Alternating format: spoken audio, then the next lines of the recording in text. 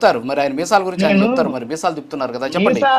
మీసాలు తిప్పడం అనేది జనరల్ గా నాకు అదొక యాటిట్యూడ్, బాడీ యాటిట్యూడ్. దాని గురించి నేను ఎప్పుడు చూడలా. మరి రాజు గారు మీరేమైనా చూసారా? సురేష్ గారితో 20-30 సార్లు బాగున్నా, నేను ఎప్పుడు చూడలా.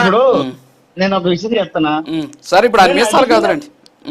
నేను అడిగిన ప్రశ్న కేవలం 143లో ఎన్ని, ఒకటా రెండా మూడా, ఇది మాత్రం 145 హామీలు అమలు చేశాం, 145 చేశాం. ఆటో డ్రైవర్లు కూడా ఆదుకున్నాం, ఆటో డ్రైవర్లు కూడా ఆదుకున్నాం. ఒకవేళ అమలు చేయకపోతే మాకు కూడా 11 వస్తాయి. చెప్పండి, ఒకవేళ అమలు చేయకపోతే మేము కూడా 11కే కన్ఫైన్ అవుతాం. 145 అమలు చేశాం.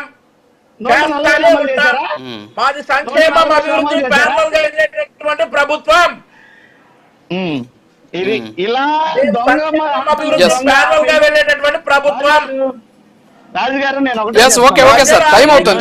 చేశారు మీకు వంశీ గారు వినేశాం కదా. వంశీ గారు 1 minute ఆయన మాట్లాడండి, క్లోజ్ చేద్దాం. 145 హామీలు అమలు చేశామని సోదరుడు వంశీ అన్నారు, సంతోషం. ఈ రోజు ఇంతకుముందు అప్పారావు గారు మాట్లాడుతూ జనసేన పార్టీ ఆయన ఏం మాట్లాడు, ఆయనకి అసెంబ్లీలో వచ్చి అడగండి అంటాడు. అంటే అసెంబ్లీలోనే అడిగితే సమాధానం వస్తుందా మీకు, లేకపోతే సమాధానం రాదా? పోనీ మీరు విమర్శలు అసెంబ్లీలోనే చేయండి, ఎందుకు ఏ వేదిక ఎక్కడన్నా విమర్శలు చేస్తారు? అసెంబ్లీలోనే చేయండి అయ్యా మీరు విమర్శలు. అదొకటి. రెండో విషయం సార్, చంద్రబాబు నాయుడు గారు ఏ వేదిక ఎక్కినా విధ్వంసం అంటున్నారు కదా. ఇప్పుడు ఆయన సంపద సృష్టిస్తున్నప్పుడు ఎంత సంపద సృష్టించాడు ఎక్కడన్నా చెప్తున్నాడా? ఈ రాష్ట్రానికి ఆదాయం ఎంత సృష్టించాడు?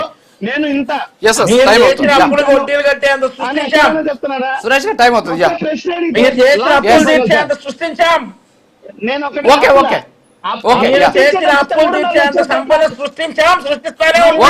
సార్, ఇప్పుడు వాదులాట కాదు, వాస్తవాలు మాట్లాడుకోవాలి మనం. ప్లీజ్, వాదులాట కాదు, వాస్తవాలు మాట్లాడుకోవాలి. ఫ్రస్ట్రేషన్ తోటి ఒక అజెండా తోటి ఇక్కడ మాట్లాడాల్సినటువంటి అవసరం లేదు. వాస్తవాలు తెలుసుకొని మాట్లాడాలి. ప్రజలందరూ కూడా గమనిస్తూ ఉన్నారు. ఓకే, ప్లీజ్, అధికారం ఉంది కదా అని చెప్పేసి ఏదంటే అది మాట్లాడితే కరెక్ట్ కాదు. ఓకే, సురేష్ గారు క్లోజ్ చేస్తున్నా. అప్పారావు గారు సారీ, ఈ టైంలో కొంచెం టైం అయిపోయింది, మీకు టైం ఇవ్వలేకపోయినా ఏమనుకోద్దు దయచేసి. Thank you.